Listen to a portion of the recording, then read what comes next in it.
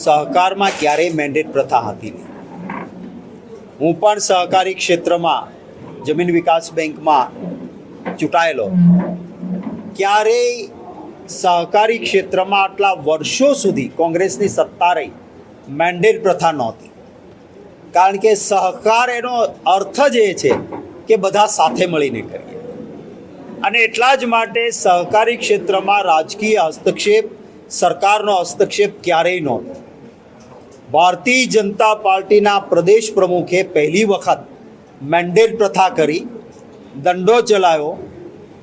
કોંગ્રેસના કેટલાક સહકારી આગેવાનો કોંગ્રેસ છોડીને એટલે ગયા કે હવે મેન્ડેટ આવ્યો છે.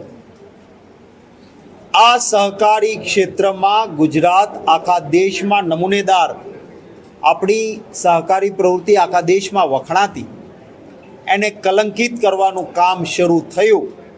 હું અભિનંદન આપીશ.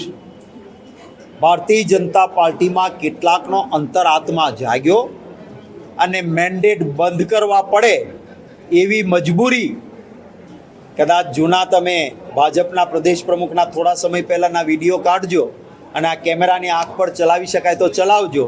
એ કહેતા હતા કે હવે તો મેન્ડેટ જ સહકારમાં કરવો પડ્યો ને બંધ. તો આખરે જનતા અને લોકો, કાર્યકર્તાઓ, એનાથી અમે મોટા હોઈએ છીએ.